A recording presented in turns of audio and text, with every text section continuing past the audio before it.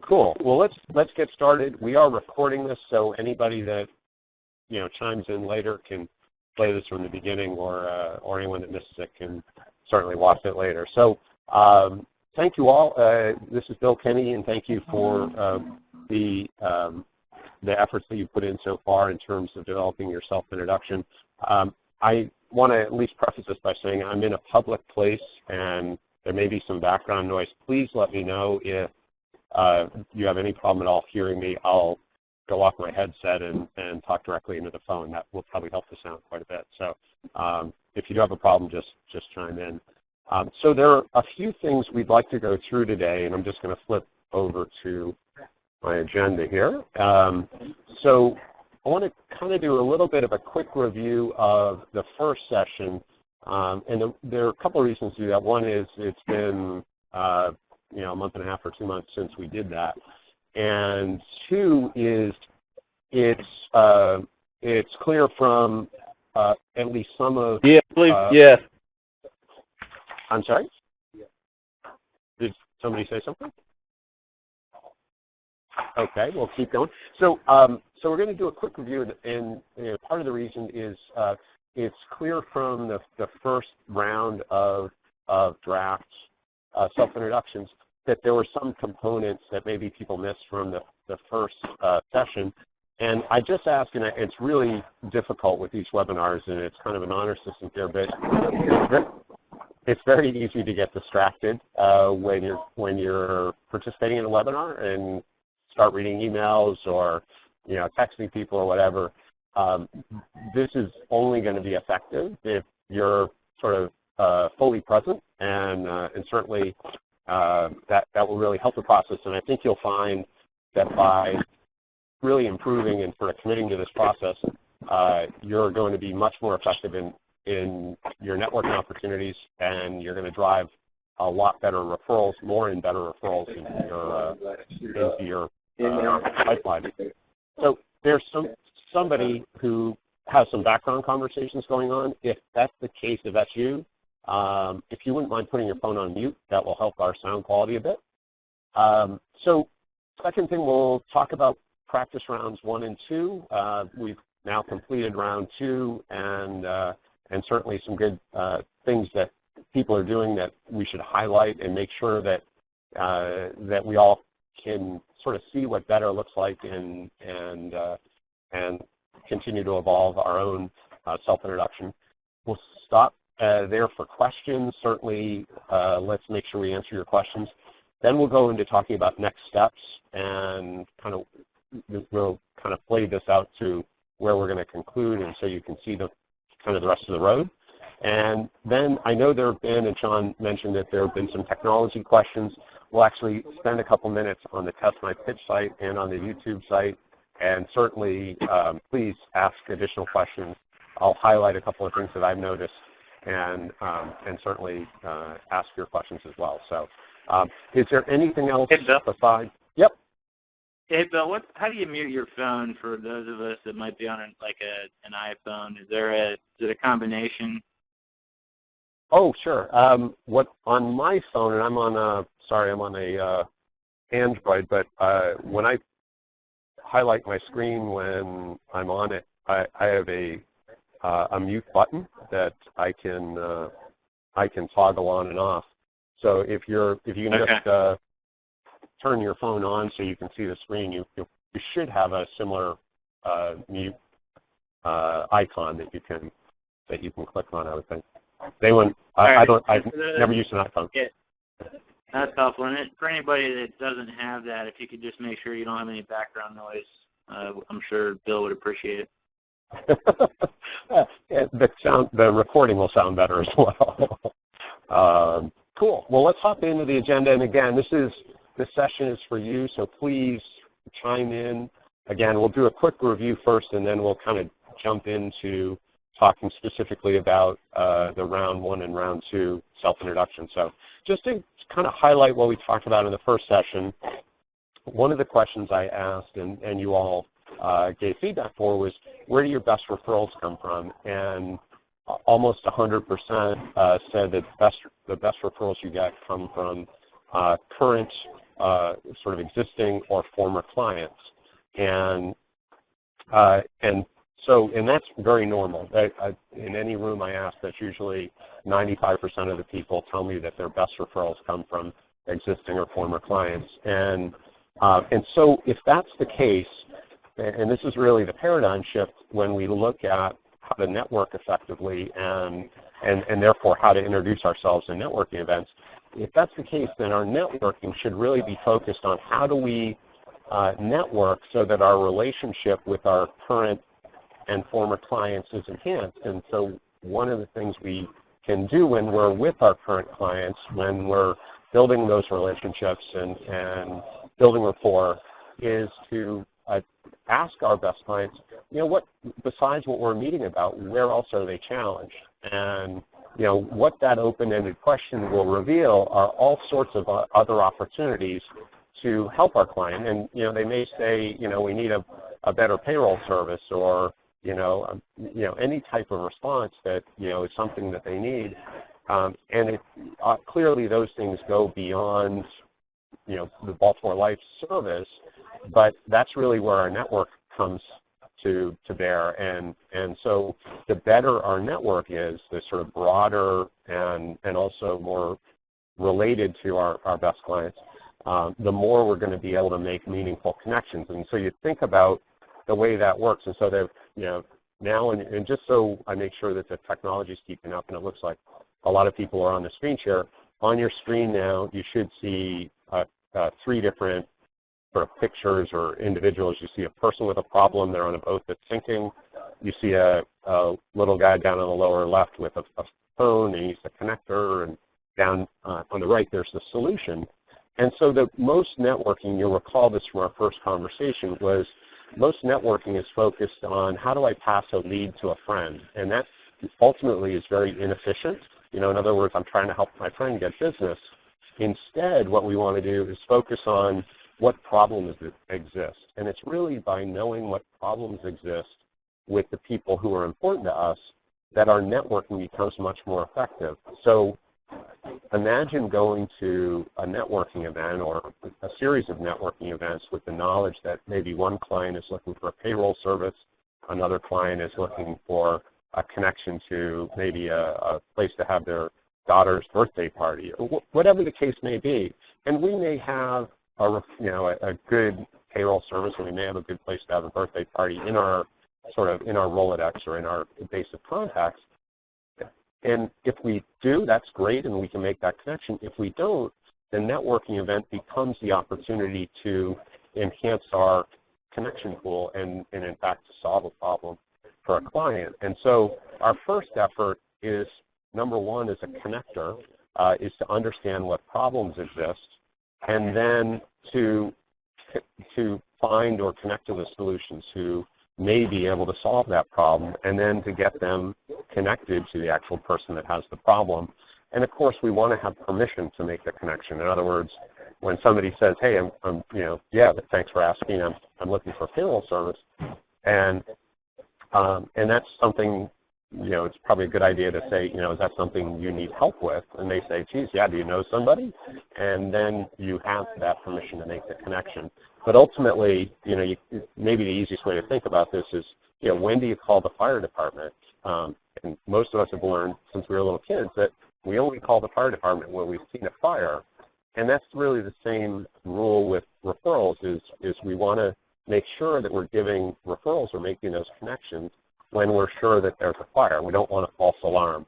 And just the same as we don't want people to give us false alarms. We want to make the process very efficient. And ultimately our concern, if our concern is for the person with the problem, in other words, our best client or a good client, then the rest of the process works really well. We'll make better, more meaningful referrals, and in fact build a much deeper and richer relationship with that client, where they will move from sort of being a client to being an advocate.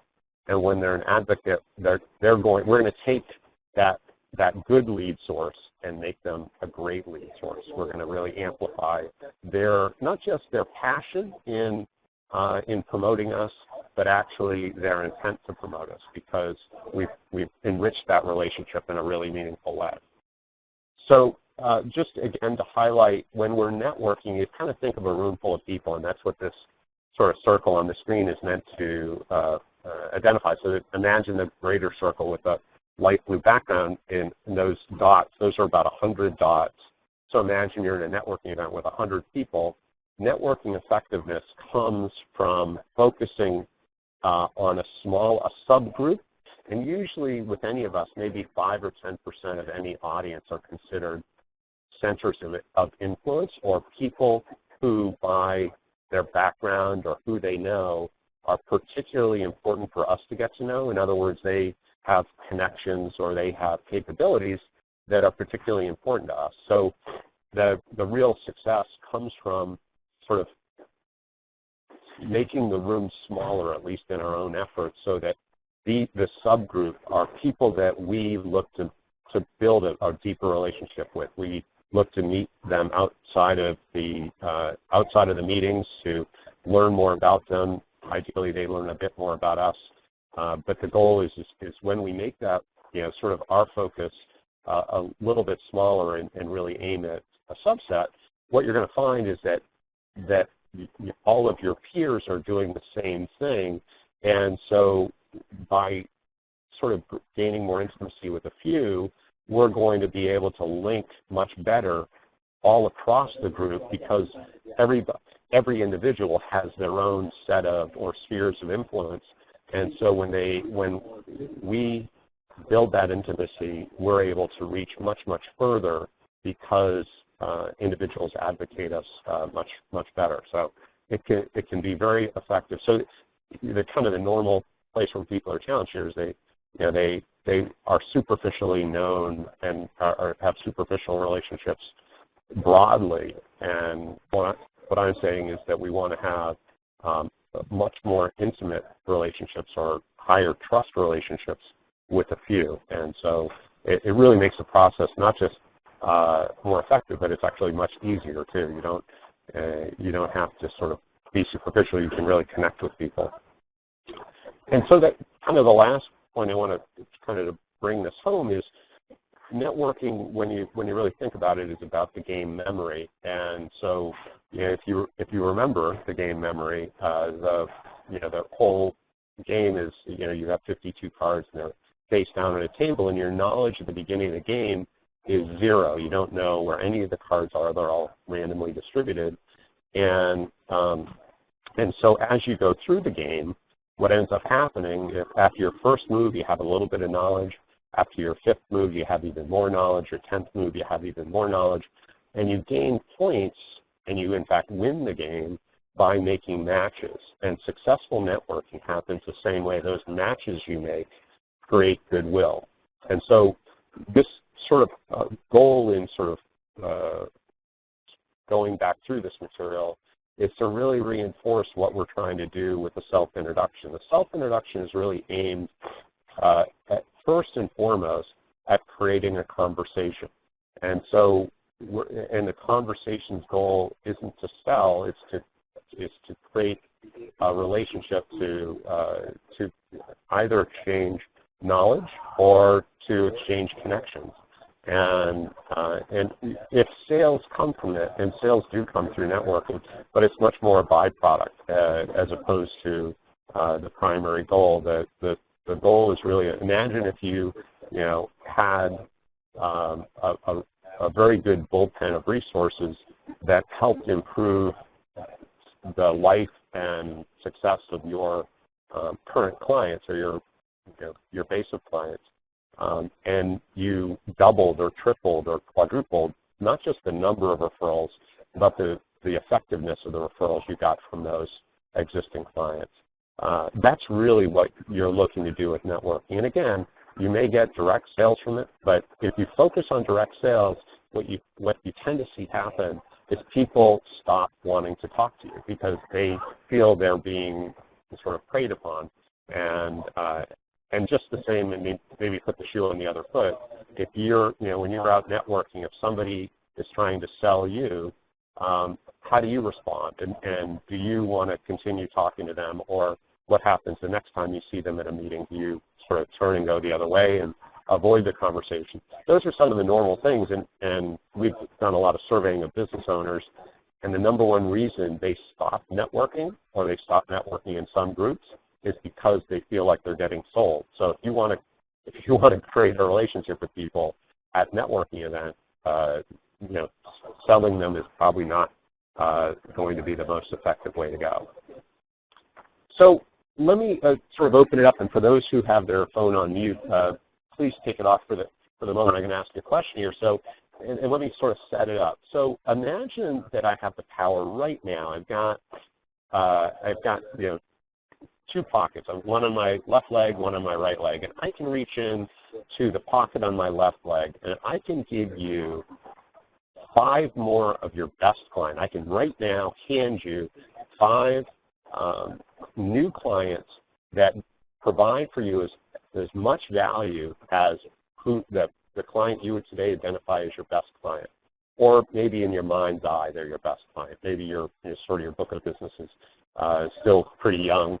But so imagine I can give you 5 more of those, or you have the option of getting 100 more of your average client. So again, think of the difference between that single client you would identify as your best versus that average client. And think about the value and the maintenance that you may have to do for the average client versus the best, and so on. So not just the benefit, but also the cost, if you will. And how I'd love to hear, and this is going to be a little hard to do virtually, so bear with me, but how many people, and all you have to do is say me or I or something like that, how many people would like to have 5, again, you have a choice of either 5 more of the best or 100 more of the average. How many people would like to have 5 more of their best? This is Dan. I'd like to have 5 more of my best. Cool. Got it. Thanks. How many more? Joe and Angie feel the same way. 5 more of our best. Awesome. Got it. Who else? Me. Got it. Good. Anyone else? Okay. And so let's make sure we get a good count. How many more? How many would prefer to have 100 of the average?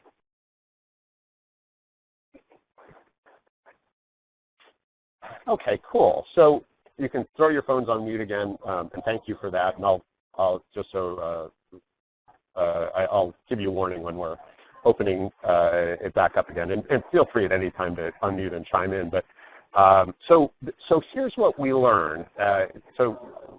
Pretty much 100% of you said 5 more of the best versus 100 more of the average, and that's pretty normal. It's usually in the mid-high 90s in terms of what I hear.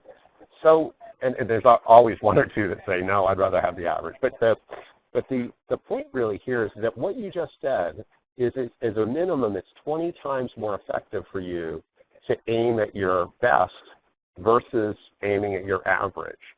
And so this is another thing to consider when you're developing a self-introduction, in that you want to have a very specific script and a specific statement around who you're aiming at, as opposed to sort of having a general statement. And you'll see as we look at some examples of what some of the folks on your team created, there's definitely some good examples of being more specific. And I promise you, I've never seen a situation where someone is too specific. And in fact, that specificity in every case that I've seen helps improve how people respond. So think about what you're doing when you introduce yourself in front of a room full of people.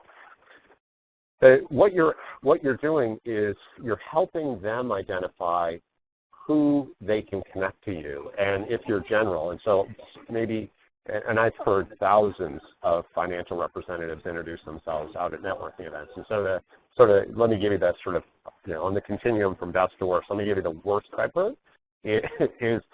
So everybody's a prospect, and that's probably 50% that I've heard somehow say everybody's a prospect. And so unfortunately what the audience receives is 2 things. One is, I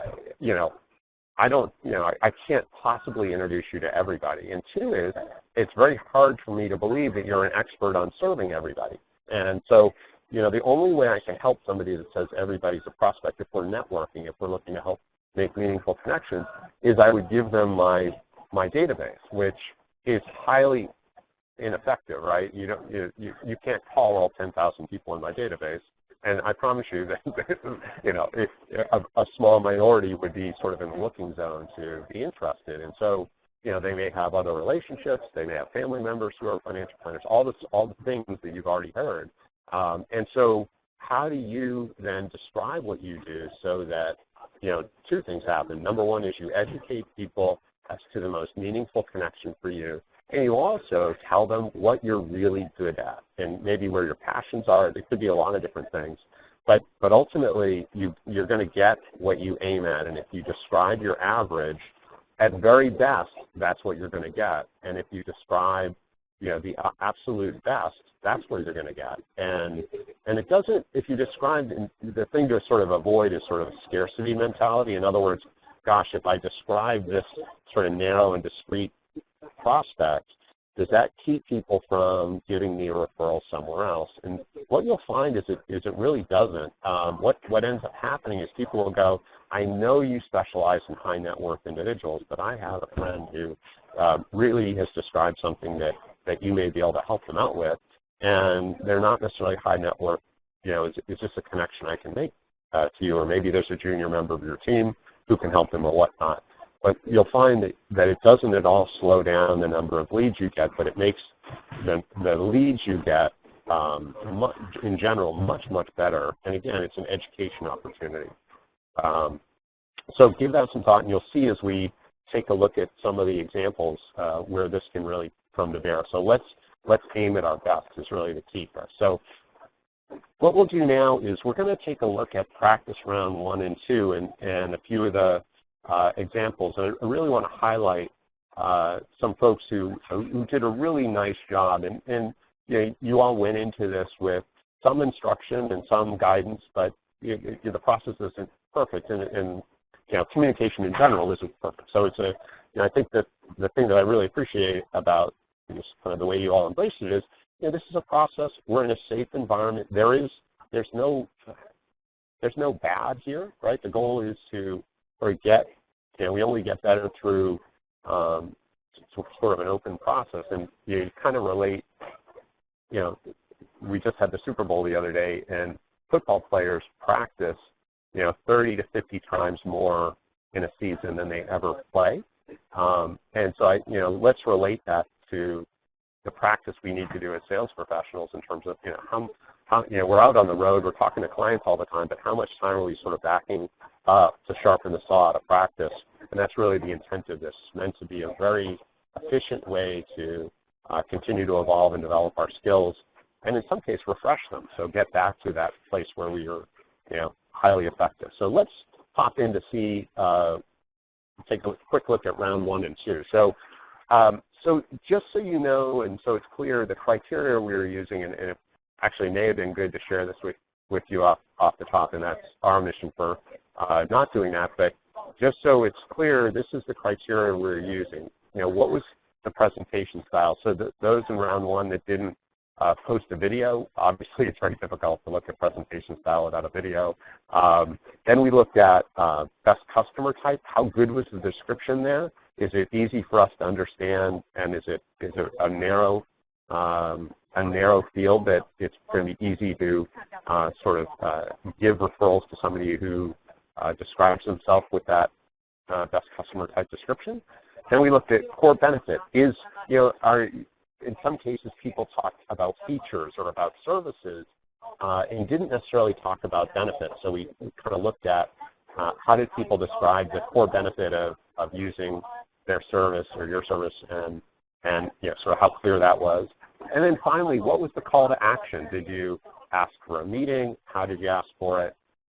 Was there a connotation of a sales meeting? Was it more a connotation of a get acquainted meeting? What was the sort of call to action there? So those were kind of the 4 keys. And let's hop in and take a look. And I apologize up front. The goal in this, we're going to highlight specific individuals' self-introductions.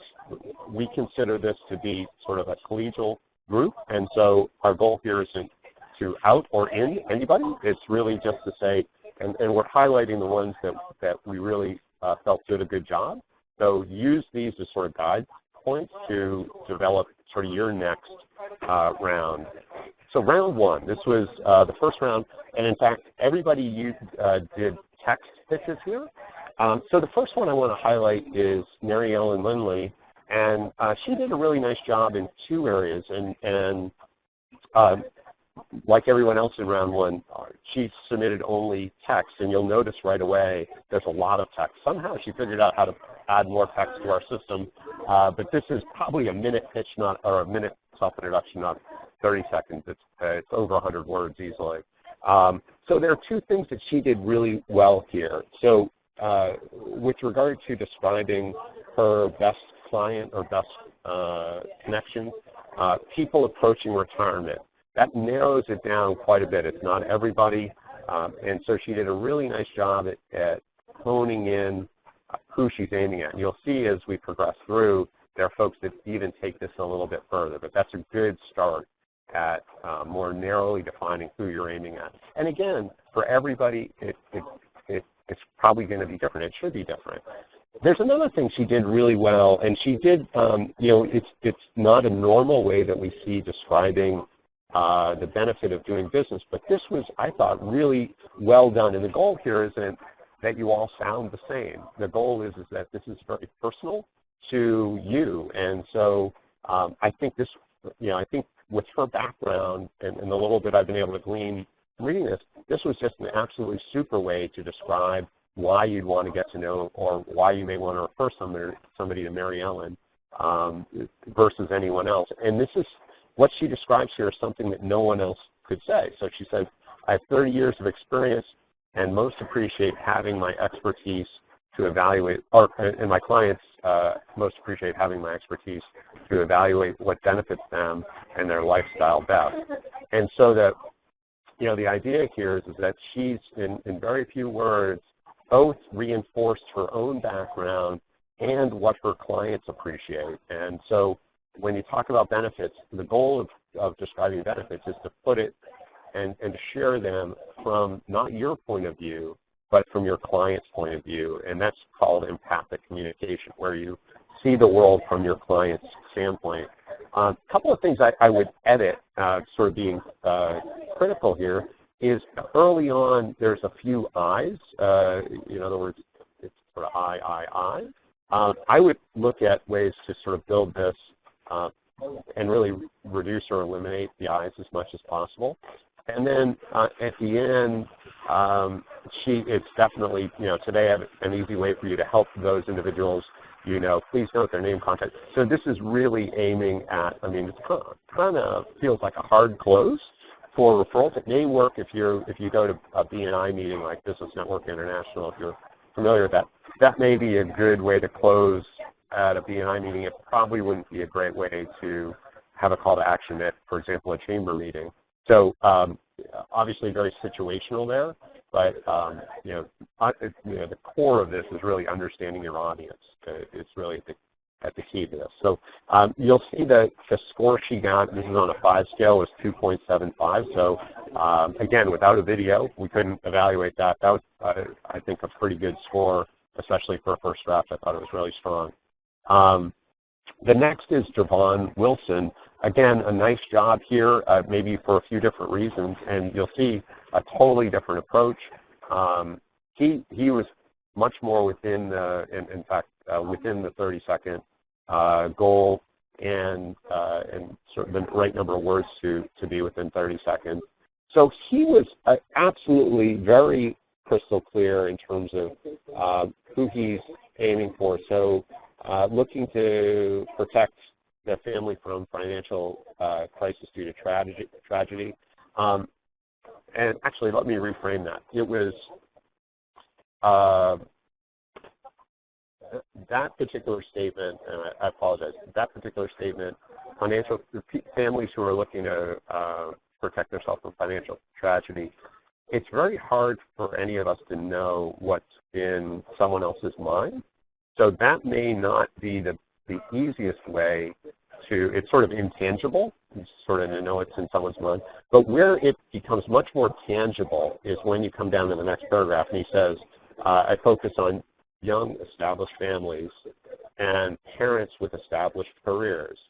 So, and so if you kind of look at the intangible thing you described in terms of financial crisis, it's modified and really becomes more clear when he's more specific in terms of the young and established families. And I think that could be more, that could be developed to be even more clear. But again, a better example than whether it's saying broadly everybody or families or I think this gets more and more specific, and you'll see as we look at a few others that people have gotten very specific and very clear and much easier to relate to. And then the close, there was really no close that was a call to action in this, so nothing necessarily strong in that regard. But again, he began us sort of down the road of looking at how do we describe our best client in a succinct way, which is key here. Whoops, I apologize. My schedule just popped up. All right, so let's go back. Okay, so the next one is Arif Datta, and really the thing I want to highlight here is how he closed. He was the first one to really give us a good close in terms of looking at a call to action here. So I wanted to make sure I highlight this. So Arif says, in close, I'd like to discuss more specifically what I'm looking for and whom you may be able to help. So it's a little bit salesy, and that might be one sort of challenge. But on the other hand, it's a really it's a good beginning to a call to action where he's getting the audience to look at helping someone else, not necessarily aiming at them as prospects, but aiming at them as partners, advocates, referral sources, and so on. And so that may be a good beginning there. So again, just really trying to highlight some examples from round one. I think you'll see as we go to round two, people really evolved quite a bit. So you'll see Arif is down or around 2.1, 2.2 in terms of his score, and you'll see they'll jump up as we go to round two. So the best one we've seen so far, and to give him a pat on the back, is Adam Lefevre. His round one and round two self-introductions were the best we've seen. I think there are others that are coming close, but he's got the best, and so I'm probably on a slower Wi-Fi now, and I apologize for that. I actually tried to play this as a test, and it was kind of slow. I will, in a follow-up email, and in fact, I'll share this video in a day, but I'll send these links so that you all can watch his, and we'll take a look at his text. So you'll see that we weren't able to give Adam a score, though. And we'll review this when we look at the platform. He actually wrote over his round one pitch with his round two, and in our system, if you want to sort of post a second or third or fourth time when you're going back in. You don't want to write over previous materials because we essentially can't give you feedback twice on the same thing. And so, but this is the text from the video. And so a couple things that are really great about what he did. So number one is you see how clear and brief it is. It's really nice. So he tells a story about, hi, this is Adam Lefevre from Baltimore Life. How many of you know someone who has had to raise money for a funeral? So very clear, he's not aiming at the people in the room, he's aiming at somebody they know. Really cool. I help families protect themselves against having to do just that. I realized this when I had to help my mother claim dad's life insurance and saw the power of financial freedom instead of desperate choice. Wow, that's really cool. And, he's telling a story. He's sort of taking what he does and putting it not just in story form, but also from his own life experience. And we're not all going to have that benefit, but we can develop a story that is similar that sort of shares our own strength. And now that you've learned a little bit about me, let's have coffee so I can learn a little bit more about you. You know, the only thing, and I hope, I'd love Adam to actually post this as a round 3 pitch, or even another version is a round 3 pitch, so that we can give him feedback on this. But the only thing off the top that I would adjust on this is that the close, the call to action, could be a little bit stronger. So one of the things that you'll see when you're introducing yourself to a room of professionals, of peers, people who are in different industries and potential referral sources, is that, several of them are potential resources for your clients. And so maybe a way to close, and not that everybody has to do this, that's not the goal, we don't all want to sound the same, but that it might work for some to say, I have clients that periodically need all types of services, and part of my goal in being here is to connect to you so that where appropriate, can help make you connections, or help my clients find success by making connections to resources like yourself. And so, please let me know a good time for us to get together so I can learn more about you. But obviously you want to make the words or make it more condensed, but the goal being that as opposed to focusing or letting it sort of be unknown as to why you want to get together, having a value proposition or a valid business reason for getting together that is about who you want to get together with and less about you. And I like what Adam did here. I think you could take it to maybe another level in terms of, being really clear that the goal in getting together is to learn about that person because your clients may need what they do. I think I would be that clear and succinct. It would make it pretty easy. So let's look at one more. And again, I'm not going to play this. And Crystal did a real nice job in her first, and she went up, I think, about 2 points between her first and second. So congratulations, Crystal. That was really good. And so let's take a look at her text again. I'm not going to play this, but we'll take a look at a couple of things she did in her text that really kind of stand out. So she said, "Hi, I'm Crystal, and I work with Baltimore Life. What I do is protect the hardworking couples who are looking at retirement in 15 years, and they want to protect what they have worked so hard for. I do this through intense fact-finding plus years of experience, and I take the time it takes to understand their personal goals. We should grab coffee. I would enjoy knowing more about what you do." So clearly from the highlighting here, the things that really stand out for me, and again, both illuminate, I think, check all 4 criteria we're evaluating on, but aiming at hardworking couples, which is kind of intangible, but she qualifies that by saying we're looking at retirement in 15 years. So you're looking at people who are generally sort of probably 40 or 45 to 60 or somewhere in that range. She could be even more specific, but it's a great story she tells. And then the call to action being aiming at again, I'm not aiming to sell you, I'm aiming to learn more about you.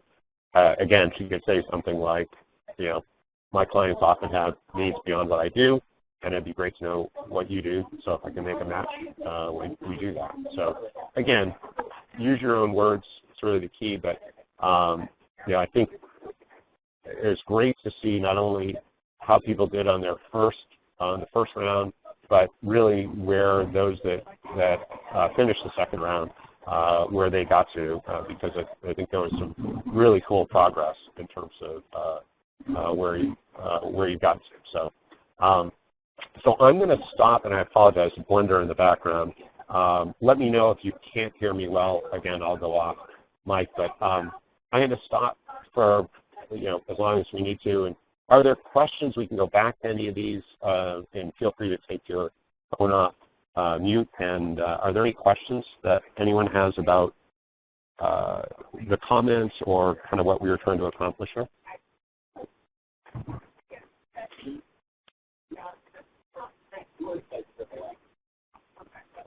Okay, I'm gonna assume not, and again, I'll stop at least one more time here to make sure. this session is for you. So, the more you ask questions, the more we can tailor it to any issues that or concerns that you have. So let me just pop into... Bill? Yeah, please. This is Mary Ann. The people that are on this call, we have agents that are networking to acquire potential new clients, and then there's people like myself in management, and we are networking to acquire people that we can recruit into the industry. So there's two different perspectives going into this, and the first one I did, I was talking like I was looking for clients to sell insurance to, and then I had to rethink it, and I'm like, no, I need to come at it from a different perspective. So there's going to be different verbiage for depending on whether you're looking for recruits to come into the industry or clients to sell insurance to. Absolutely, yeah. And the cool thing about a self-introduction is it should be very much tailored to two things. One is sort of your goal and focus, and two is the audience. Who are they, and how do I communicate sort of most effectively to them? So you're absolutely right. If you want to, if your goal is recruiting, then being clear that you're aiming to get connected to folks who would be good agents, and really the same rules apply, right? You're looking to, when you're describing the agent, the ideal agent, don't describe the average. You're going to describe the best. What is the attributes of the best agent? It might be a former athlete. It might be, what are the things that people would go, oh, I know somebody like that. Maybe they were previously in copier sales. Who knows what? I mean, it's up to, you have that sort of idea, but the more you can sort of translate it for them, so it's something that they can easily sort of wrap their head around and think of the one or two or three appropriate people that they know who would be good referrals. Does that make sense? Yes, perfect. Cool. And so the close there, or the call to action there could be, it might be slightly different because you're not looking, you might be looking for a meeting and connect to resources and so on, but more than anything, you're looking for, if you know somebody who would be appropriate, please, come up and talk to me. I'd love to learn more about you, and maybe there's some folks I can refer to you as well, or, but obviously tailor it to your audience. Cool. Well, thank you for bringing it up, Marianne. I appreciate it. Any other, while we're kind of stopped for the moment, any other questions or thoughts?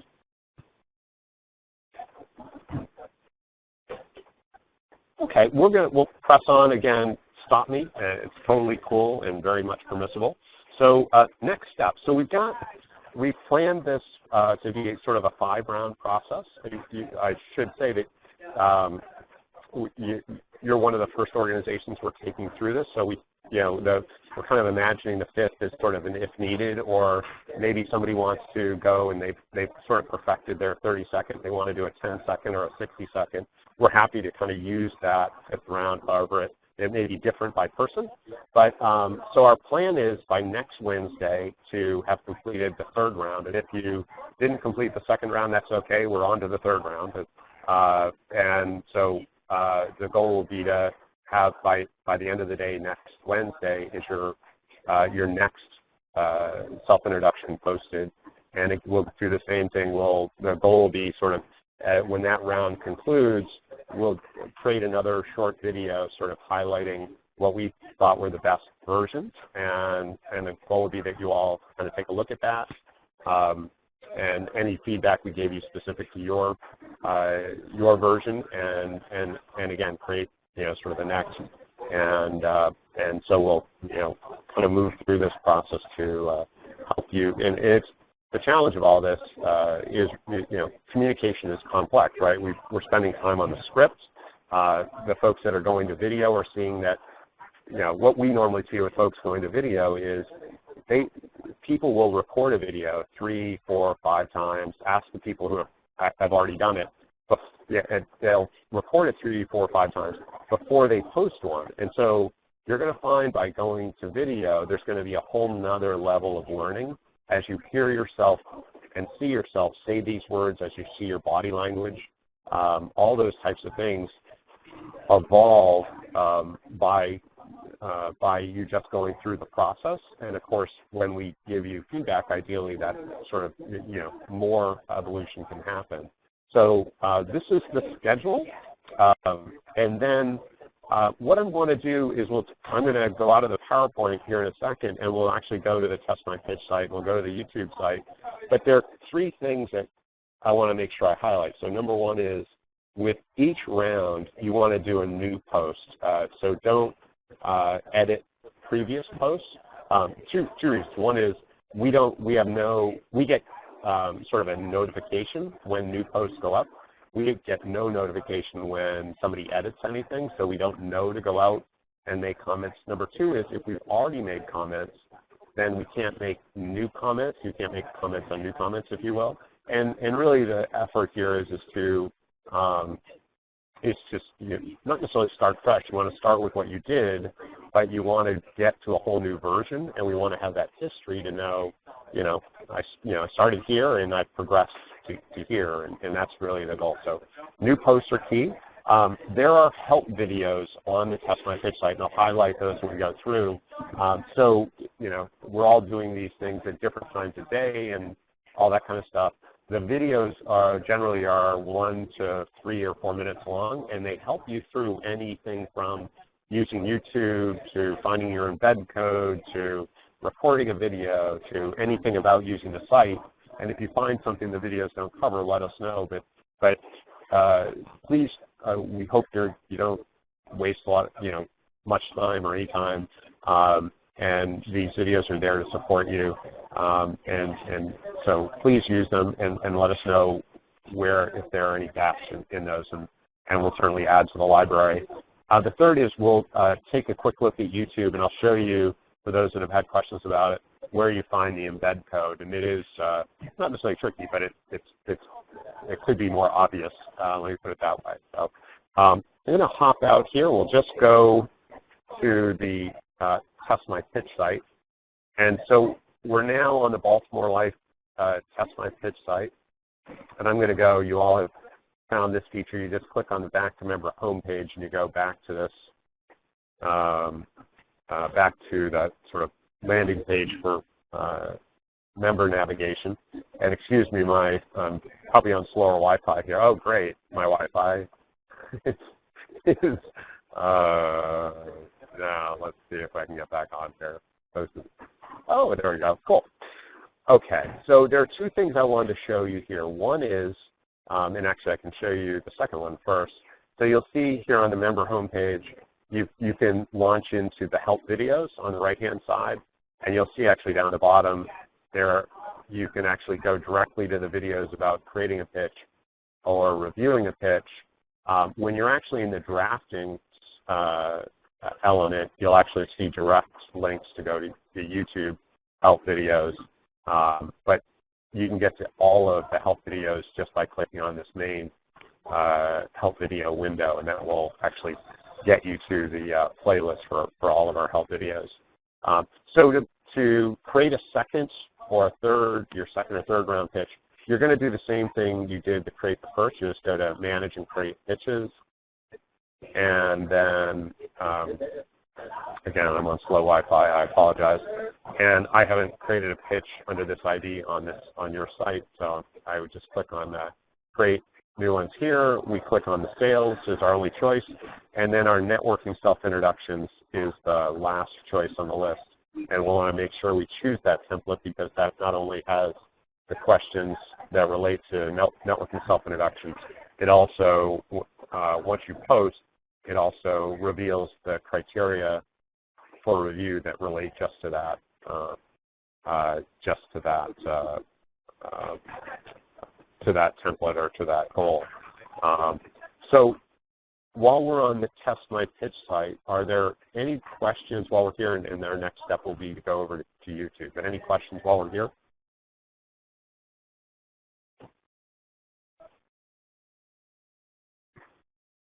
Okay, cool. I'm going to go to YouTube and actually, Hey, Bill. Oh, sure. This is Kelly, and remind people about the Baltimore Life site versus the main site. Oh, sure.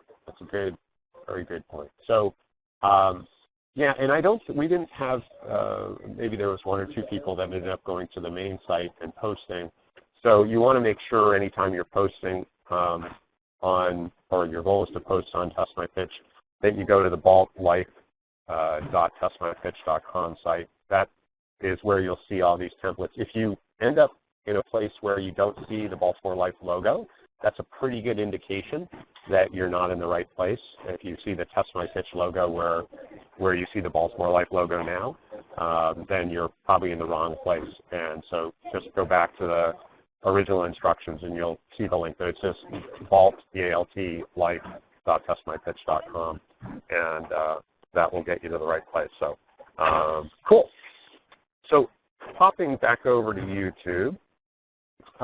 So we're just looking at actually a Crystal's video, and so the goal in looking at her video or anyone's video is that we want to be able to see where do we get to the embed code. So if we just scroll a little below the video window, we'll see 30-second introduction, we'll see Crystal's name, we'll see subscribe, and then we'll see these three navigation buttons. We see add to, share, and more. And so if we click on the share button, it's going to reveal, and I'll just scroll down a little bit more. And again, dealing with my slow Wi-Fi. Ooh, I'm offline. So you guys probably can't even see my screen. 1 second. Okay, got dropped off. Should be coming back up any second.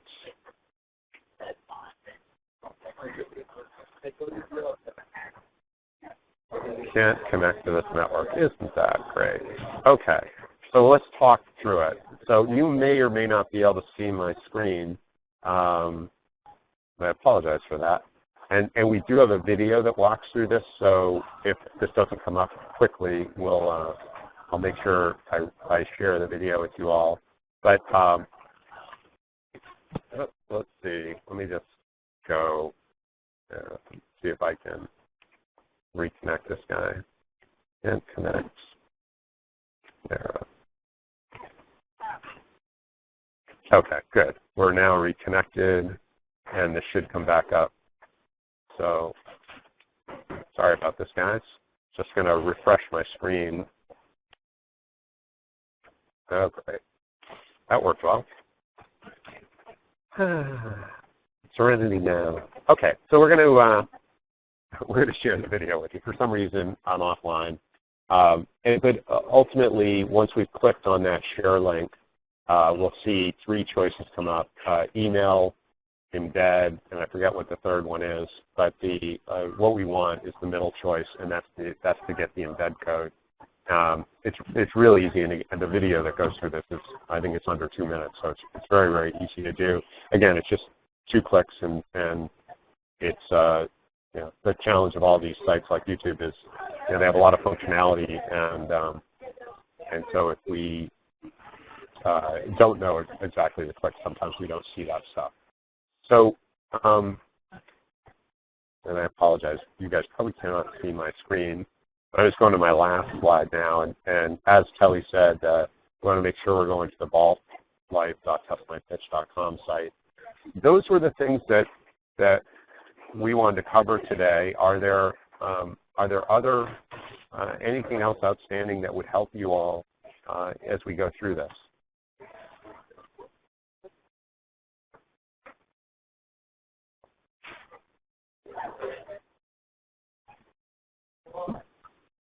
Sean, is there anything from your end that we want to make sure we communicate to the team? We've got a deadline of next Wednesday for round 3. Anything else that you want to make sure the team knows?